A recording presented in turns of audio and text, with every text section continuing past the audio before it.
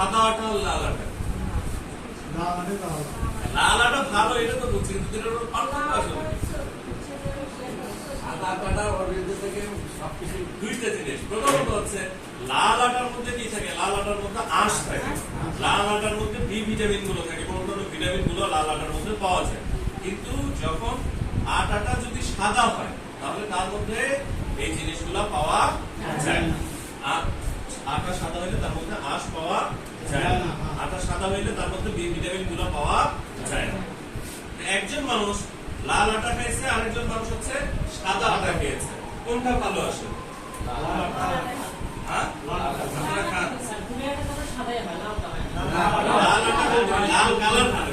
এই যে দুইটাই আছে দেখেন, একটা একদম ধবধবে সাদা,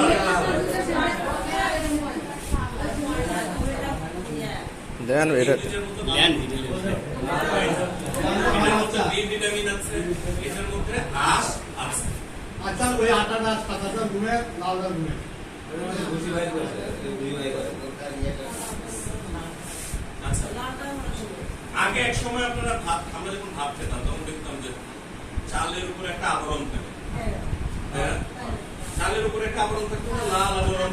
হ্যাঁ ঠিকই সাদা হ্যাঁ, দেখেছেন? এই লাল আবরণ যে ছিল, এই লাল আবরণটা এখন কোথায় গেল? আচ্ছা, এই লাল আবরণটা কি? লাল আবরণের যে চাল, এই চালটা কি আমাদের জন্য ভালো না? এটাই কিন্তু ভালো, কারণ এই লাল আবরণটা কি? ওইটাই হচ্ছে আঁশ, ওইটাই আঁশ।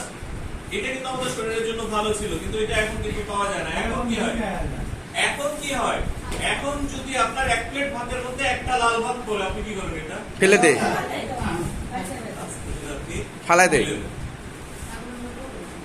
তা আপনি সুস্থ থাকবেন কি করবেন বলেন?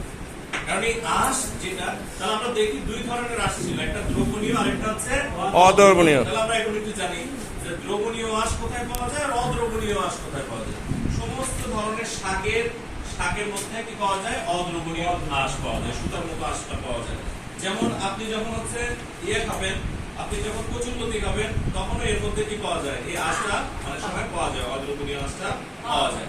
আপনি যখন হচ্ছে ডাটা খাবেন তখনও পাওয়া যায়। আবার সাজিনার মধ্যেও আছে, কিন্তু এটা আবার বেশি শক্ত হয়ে গেলে পায়খানা তো ভালো হবেই না, উল্টা আরো সমস্যা হবে। অর্থাৎ যেটা খাওয়ার যোগ্য আপনি খেতে পারবেন, এই ধরনের খেতে হবে। আর দ্রবণীয় আঁশ কোথায় পাওয়া যায়? দ্রবণীয় আঁশ পাওয়া যায় হচ্ছে সব ধরনের ফল এবং ফল সবজির মাংসের যে অংশ, সব ধরনের ফল এবং ফল সবজির মাংসের যে অংশ, তার মধ্যে পাওয়া যায় হচ্ছে দ্রবণীয় আঁশ। বুঝতে পেরেছেন? যেমন হচ্ছে এই লাল আটার যেটা, এটা কোন ধরনের আঁশ? এটা হচ্ছে অদ্রবণীয় আঁশ।